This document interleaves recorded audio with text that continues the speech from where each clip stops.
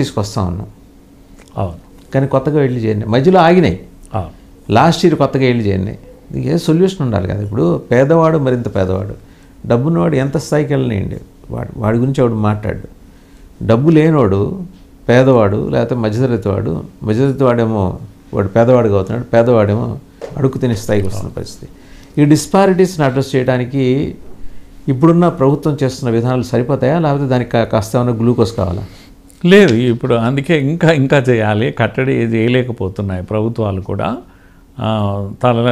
తన్నేవాడు ఉంటే తలదన్నేవాడు ఉంటారు కనుక ప్రభుత్వాలు ఎంత కట్టడి చేసినా దాన్ని మించినటువంటి తెలివితేటలు వాడికి కూడా ఉన్నాయి కనుక స్విస్ బ్యాంకుల్లో డబ్బు పెరుగుతుంది. ఇంకా అది కట్టడి ఎలా చేస్తారు అనేది తప్పకుండా దేశం యొక్క ఆర్థిక పరిస్థితి లీక్ అయినట్టుగా లెక్క కదా.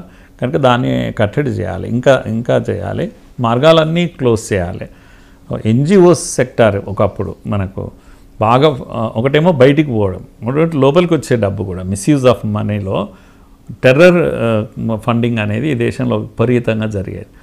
ఎందుకు మీరు చూస్తుంటే ఎందుకు ఇస్లామిక్ టెర్రర్ యాక్టివిటీ దేశంలో తగ్గింది, ఎందుకు ఈ డేట్ పెట్టి వామపక్ష లెఫ్ట్ వింగ్ ఎక్స్ట్రీమిజం తగ్గిపోతుంది? డోంట్ థింక్ జస్ట్ గన్ పెట్టినందుకు తగ్గడం లేదండి, గన్తో కాదు తగ్గుతున్నది. మీకు సోర్సెస్ తగ్గిపోయిన వాళ్ళకు రీచ్ ఏదైతే ఉందో డబ్బు చేరడం అనేది చాలా టఫ్ జాబ్. మీరు ఎలాగో ప్రస్తావన చేశారు కాబట్టి I just wanted to share with you. మీ నోటీస్లో ఉన్నదే ఎక్స్ట్రీమిజము అండ్ ఫండమెంటలిజం, ఉగ్రవాదం తీవ్రవాదం రెండూ కలిసి అరుణాచల్ ప్రదేశ్లో మన నెత్తినెక్కి డ్యాన్స్ కడుతున్నాయి.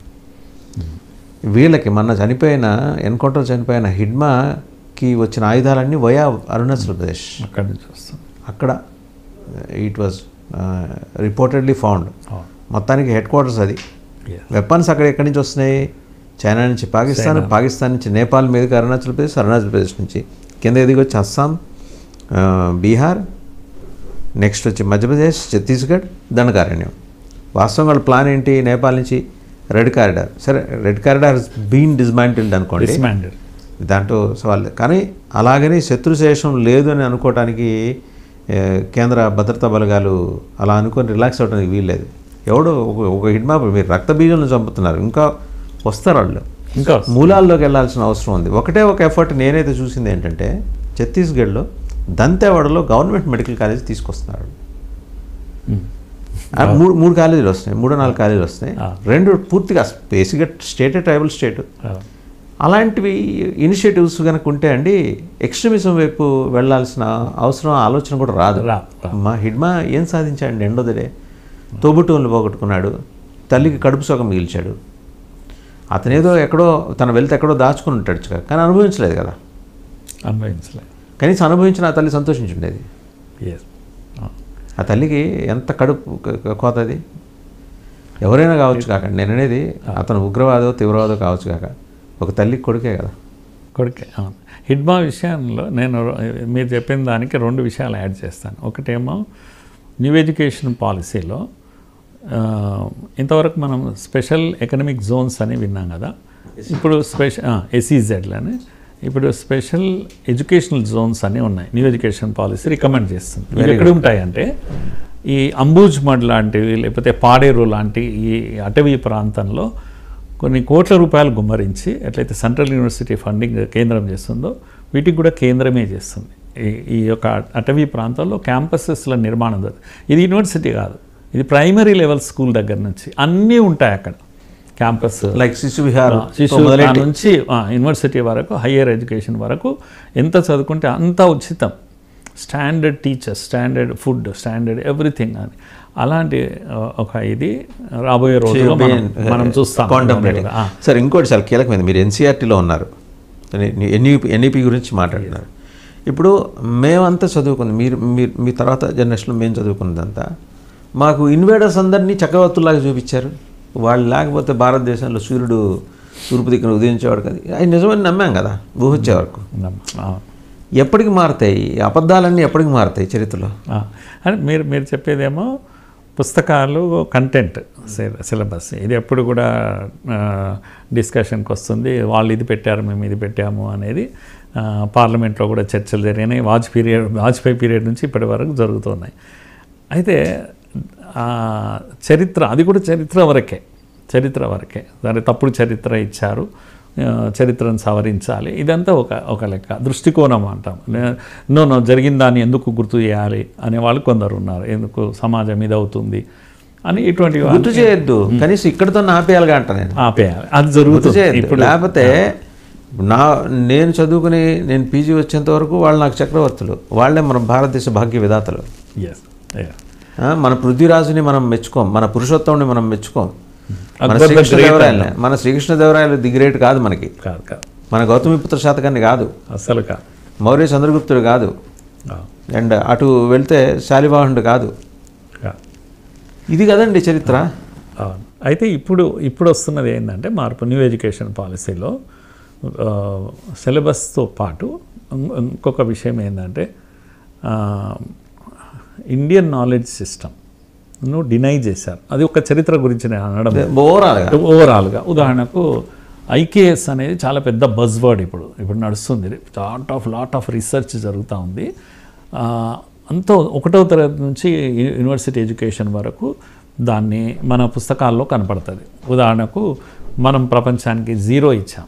లెక్కలు చేసేటప్పుడు, లెక్కలు నేర్చుకునేటప్పుడు మొదటి పేజీలోనే మన కాంట్రిబ్యూషన్ ఏంది ప్రపంచానికి, పై వాల్యూ ఇచ్చాం, 0 ఇచ్చాం. కనుక ఐన్స్టీన్ ఏమన్నాడు, భారతదేశం లేకపోతే ఈ 0 ఉండేది కాదు, ఇదే లేకపోతే ఏ పరిశోధన జరిగేది కాదు. ఇలాంటి విషయాలన్నీ కూడా భవిష్యత్తులో మనం చూడబోతాం. ఒక రకంగా ప్రతి సబ్జెక్ట్లో మన కాంట్రిబ్యూషన్ ఉంది. అది మనం రేపు భవిష్యత్తులో ఈ గొప్ప మార్పు వస్తుంది. ఒక చరిత్ర గురించి నేను చెప్పడం లేదు. ఇంకొక బేసిక్ చేంజెస్ ఏమొస్తాయంటే అండి, ఎడ్యుకేషన్ అంటే చదువు అంటే రాయడము, చదవడం అని అనుకున్నాం, రీడింగ్ అండ్ వాల్యూస్. కనుక ఇది ఒక్కటే కాదు, మైండ్లో 3 భాగాలు ఉంటాయి. జ్ఞానము, నాలెడ్జ్ పార్ట్ ఉంటుంది, అలాగే ఎమోషనల్ పార్ట్ ఉంటుంది, అలాగే స్కిల్ పార్ట్ ఉంటుంది కదా. మనము నాలెడ్జ్ పార్ట్ ఒక్కటే ఎడ్యుకేషన్ అనుకున్నాం, రీడింగ్ రైటింగే ఎడ్యుకేషన్ అని. కానీ ఎమోషనల్ పార్ట్ అనేది అయితే ఉందో, డొమైన్, ఎమోషనల్ డొమైన్ ఏదో లవ్, బ్రదర్హుడ్, ఫ్రెటర్నిటీ, ఇవి అన్నీ కూడా మిస్ అయిపోయినాం. ఇప్పుడున్న పిల్లల్లో ఎందుకు ఇట్లా యాసిడ్ పోస్తాడు వాడు, అయితే అమ్మనే తిడతాడు, కొడతాడు, విలువలు లేవు, ఇవన్నీ కూడా మిస్ అయిపోయినాం. అట్లాగే స్కిల్ ఇండియా అని ఇప్పుడు అరుస్తున్నాం. స్కిల్ అనేది ఎడ్యుకేషన్ కానీ అనుకోవడం లేదు. మనం బూట్లు చేసేవాడిని నీచంగా చూసాం మనం, కానీ అది నువ్వు చేయలేవు, నీ చేత కాదు. కానీ నీ చేత కాని పని వాడు చేయగలుగుతున్నాడు, ఎంత గొప్ప స్కిల్ ఉంది కదా. అందుకని డిగ్నిటీ ఆఫ్ లేబర్ తెలియదు పిల్లలకు అంటావు, చెప్పలేదు అన్నాడు కదా. ఈ విషయాలను రేపు మన యొక్క ఎడ్యుకేషన్లో మార్పులు రాబోతున్నాయి. కనుక 6వ తరగతి నుంచే వొకేషనల్ కంపల్సరీ అవుతుంది, 6వ తరగతి నుంచే నీకు వాల్యూ పార్ట్ కంపల్సరీ అవుతుంది, స్పోర్ట్స్ కూడా కంపల్సరీ అవుతుంది. హోలిస్టిక్ ఎడ్యుకేషన్ అంటాం దీన్ని, 360 degrees ఎడ్యుకేషన్ అంటాం. కనుక మ్యాన్ మేకింగ్ అనే వివేకానందుడు అనేవాడు అన్నట్టు. కనుక మీ ప్రోగ్రెస్ కార్డ్ గతంలో లాగా 6 సబ్జెక్టులో రాదు. తల్లిదండ్రులు అన్ని సబ్జెక్టులో మీ పిల్లవాడు క్రికెట్లో బాగుంటే దానికి మార్కులు ఉంటాయి, మీ పిల్లవాడు వొకేషనల్ ఒక వడ్రంగి పని బాగా చేస్తున్నాడంటే దానికి మార్కులు ఉంటాయి, మీ పిల్లవాడు చక్కటి సంగీతంలో అద్భుతాలు సృష్టిస్తున్నాడంటే మార్కులు ఉంటాయి. లేకపోతే సచిన్ తెండూల్కర్ ఎప్పుడు ఇంట్రడ్యూస్డ్ ఆల్రెడీ CBSE సిలబస్లో వచ్చింది. ఇప్పుడు నేను చూస్తున్నా కేంద్రీయ విద్యాలయాలు వీటిలో చూస్తే కనుక శ్రీ కేంద్రీయ విద్యాలయం పేరు మార్చి, అండ్ వాళ్ళ ఓరియంటేషన్ కూడా మారింది, వాళ్ళ సబ్జెక్ట్స్ ఐడెంటిఫికేషన్ కూడా అన్నీ మారిపోయినాయి. ట్రెడిషనల్ అండ్ కన్వెన్షనల్ మోడ్లో maths, physics, chemistry, biology, physics, chemistry కాకుండా డిఫరెంట్ కోర్సెస్ వస్తున్నాయి. అండ్ వాటికి కొత్త కోర్సులకి ఆదరణ పెరుగుతుంది. అండ్ ఈ అవెన్యూస్ కూడా అలాగే ఉండబోతున్నాయి వాటికి. ఎస్, అందుకే నేను అన్నది అందుకొరకే 6వ తరగతి నుంచి 6వ తరగతి వరకు కూడా ఓన్లీ ఫౌండేషనల్ బేస్ పడుతుంది. ఎంత ఇంపార్టెన్స్ ఇచ్చారు ఫౌండేషనల్ ఎడ్యుకేషన్ అంటే, అక్కడ బలంగా లేకపోతే, అంటే మీ పిల్లలు 10th క్లాస్ వరకు నువ్వు పట్టించుకోవు, రాయడం రావట్లేదు అని అంటావు, డిగ్రీకి వచ్చింది ఒక కాగితం రాయలేకపోతున్నాడని పేరెంట్స్ కామెంట్ చేస్తున్నారు. మరి పరీక్షలు లేవు, ఫెయిల్ లేదు, 7th క్లాస్ బోర్డ్ ఎగ్జామ్ లేదు, 10th వచ్చే వరకు ఏం మనకు కావాల్సిన స్టాండర్డ్ ఉండట్లేదు. ఇప్పుడు అష్యూర్డ్ అన్నట్టు, ఇప్పుడు గ్యారంటీడ్, మీ చైల్డ్కు minimum learnings are guaranteed. Warranty guarantee ఎట్లా ఉంటుందో చదువులో కూడా ఇప్పటి నుంచి గ్యారంటీ ఉంటుంది. వాళ్ళ ఆటపాటలకు కూడా మార్కులు ఉంటాయి. దాంట్లో పర్ఫార్మెన్స్ రేటు కూడా 5, 3, 5, 8 ఈ 3 తరగతుల్లో ఆల్ ఇండియా టెస్ట్ ఉంటుంది. మినిమం లెర్నింగ్ వస్తేనే ముందుకు పోతాడు పిల్లవాడు. ఇలాంటి మార్పులన్నీ కూడా మోడీ ప్రభుత్వం వచ్చాక ఎడ్యుకేషనే పెద్దగా ఎక్కువ మార్పులు రాలేదు అనేది చర్చ ఉంది. కానీ 34 ఏళ్ళుగా మన యొక్క విద్యా విధానం మారలేదు. మొదటిసారి ఇప్పుడు మారబోతుంది. కస్తూరి రంగన్ ఇచ్చినటువంటి రిపోర్ట్ ఇది ఎన్ఈపి. అంటే బేసిక్స్ అన్నీ కూడా మారిపోతున్నాయి. ఎడ్యుకేషన్ యొక్క బేసిక్స్ అన్నీ కూడా గతంలో లాగా ట్రెడిషనల్ విద్య ఉండదు. మీరు చూస్తున్నాగానే మీ అబ్బాయి మీ ప్రోగ్రెస్ కార్డు వస్తే వాడు పోయి హాకీలో ఏదో సాధించాడు, వానికి 100కు 99 మార్కులు వస్తున్నాయంటే ఆశ్చర్యపోతారు. హాకీలో 99 మార్కులు అంటే ఒక దగ్గర వీక్ ఉన్నా ఇంకో దగ్గర వాడు బయటకు వస్తాడు. జెనెటికల్గా కొన్ని ఉంటాయి, అవన్నిటికి కూడా ఈరోజు వాల్యూ వస్తుంది. కనుక చైల్డ్ ఎప్పుడు ఫెయిల్ కాడు. స్కూల్లో ఒక దాంట్లో మైనస్ అయితే ఇంకో దాంట్లో కవర్ అయిపోతాడు. ఒక బేబీ ఉంటుంది, చక్కటి పాట పాడుతుంది. అది ఎడ్యుకేషన్ కిందికి రాలేదు ఇంతకాలం, ఇప్పుడు ఎడ్యుకేషన్లోకి రాబోతుంది. కానీ ప్రోగ్రెస్ కార్డులోకి వస్తుంది. కనుక ఇవన్నీ మార్పులు ఊహించలేదు మనం ఇంతకాలం. విలువల విషయంలో కూడా పిల్లలు చాలా మార్పు వస్తాయి. కోడింగ్ 6th క్లాస్ నుంచే కోడింగ్ ఉంటుంది. అంటే న్యూ ట్రెండ్స్ కూడా కనెక్ట్ అవుతారు. ఇంటర్నేషనల్ ట్రెండ్స్ ఏవైతున్నాయో అవన్నిటికీ కనెక్ట్ కాబోతున్నారు మన పిల్లలు, భవిష్యత్తులో పిల్లలు.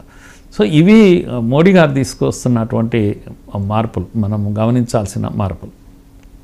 సో అలాగే ఇందాక ఇంకో సబ్జెక్ట్ మాట్లాడుకున్నాం సార్, నేరగాళ్ల అప్పగింతకు సంబంధించిన చట్టాల విషయంలో మనం కొంత వెనకబడి ఉన్నమేమో అనిపిస్తుంది. నేననేది ఏంటంటే, నాకు ఇండియా వస్తే నాకు అక్కడ వాష్రూమ్ బాగోదు, నా జైలు అనేదే నీకు రెస్ట్రిక్టెడ్ ఫెసిలిటీకి సంబంధించిన వ్యవహారం. నాకు వాష్రూమ్లు బాగుండటానికి రాజభోగం ఏం కాదు, అక్కడ ఇచ్చే రాజభోగాలు ఇవ్వరు కదా ఒకటి.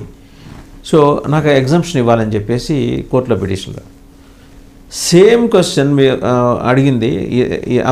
అబ్జెక్షన్ మీకు తబహూర్ హుస్సేన్ రాణా, వాడు తాజ్ బ్లాస్ట్లో ప్రైమ్ కల్ప్రిట్, అక్యూజ్డ్ కాదు ప్రైమ్ కల్ప్రిట్.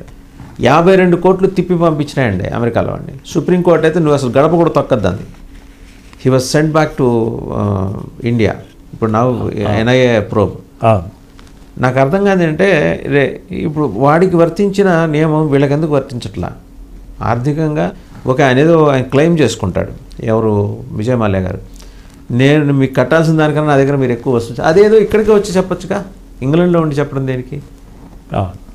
అయితే ప్రాబ్లం ఎక్కడుంది అంటే, ఎప్పుడు మనము ఈ ఎక్స్ట్రడిషన్ లాస్ అని అంటాం కదా, ఇవి దేశానికి వేరువేరుగా ఉంటాయి. కనుక మనకున్న సంబంధాలను బట్టి ఒక రకంగా రెసిప్రోకల్గా ఉంటాయి. 1962 సంథింగ్ అప్పుడు చేసిన చట్టాలే ఇప్పటికీ అమల్లో ఉన్నాయి. 50 దేశాలతో మనకు ఒప్పందాలు ఉన్నాయి, ఇంకా అనేక దేశాలతో లేవు.